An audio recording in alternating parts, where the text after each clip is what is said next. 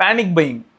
எப்படின்னா எல்லாருமே என்ன சொல்கிறாங்க அப்படின்னா, இதுதான் கரெக்டான டைம், இப்போ நீங்கள் ஃபோன் வாங்கினா தான் உண்டு, இதுக்கப்புறம் நீங்கள் அடுத்த 2 வருஷத்துக்கு ஃபோனே வாங்க முடியாது. நல்ல விஷயம் தான், வாங்கவே முடியாத அளவுக்கு ப்ரைஸ் ஹைக் ஆகிட்டு நம்மளுக்கு வாங்குறதுக்கு சத்தியமாக இன்ட்ரெஸ்ட்டே இல்லை. ஏதோ துளி அளவு ஒரு இன்ட்ரெஸ்ட் ஓரமாக ஒட்டி இருந்ததையும் வந்து பிச்சுட்டு போகிற அளவுக்கு ப்ரைஸ் இன்க்ரீஸ் ஆயிருந்ததுன்னா கரெக்ட், நல்லது தான்.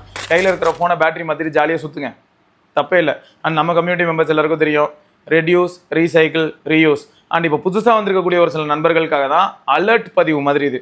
வாங்கக்கூடாதுன்னு இல்லைங்க, நீங்கள் வேறு வழியே இல்லை, கையில் இருக்க ஃபோன் செத்து போச்சுன்னா நம்ம ஃபோன் வாங்க தான் போகிறோம். நீங்கள் யாருமே ஃபோன் வாங்கவே கூடாது அப்படிங்கிறதுலாம் எனக்கு எண்ணம் கிடையாது. ஹைலைட் என்னன்னா, நிஜமாவே வாங்கணுமா இல்லை நிஜமாவே நமக்கு தேவை இருக்கா? இப்போ எக்ஸாம்பிளுக்கு சொன்னால், என்ன மாதிரியான ஒரு ஆள், நான் வந்து ரொம்ப இன்டென்ஸான கேமர் கிடையவே கிடையாது, நிறைய வீடியோவில் சொல்லியிருப்பேன். மிஞ்சி போனால் எனக்கு வீடியோ எடுக்க பிடிக்கும். நான் வெளியில் எங்கேயா சைக்கிளிங் போகிறேன் இல்லாட்டி எங்கேயா போகிறேன்னா எனக்கு வீடியோ எடுக்க பிடிக்கும். கொஞ்சம் ஃபோட்டோகிராஃபி அப்படிங்கிற ஏரியாலையும் இன்ட்ரெஸ்ட் உண்டு. ஸோ அப்படி இருக்கும்போது கையில் என்ன ஃபோன் இருக்கோ அந்த ஃபோனை வச்சு எப்படி பெஸ்ட்டு ரிசல்ட் கொண்டு வர முடியும் அப்படிங்கிற மாதிரியான ஒரு மைண்ட் செட் இருக்குது. சரி, இதெல்லாம் இருக்கட்டும். மொத்தம் மெயினாக நான் சொல்ல வரது என்னென்னா, கரண்ட் ட்ரெண்டில் கரண்ட் ஜென்னில் இருக்கக்கூடிய ஃபோன்ஸோட ப்ரைஸ் ஹைக் ஆகிறத பற்றி நம்ம யாருமே யோசிக்க வேணாம்.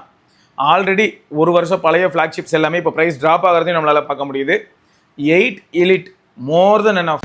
The things you think about determine the quality of your mind.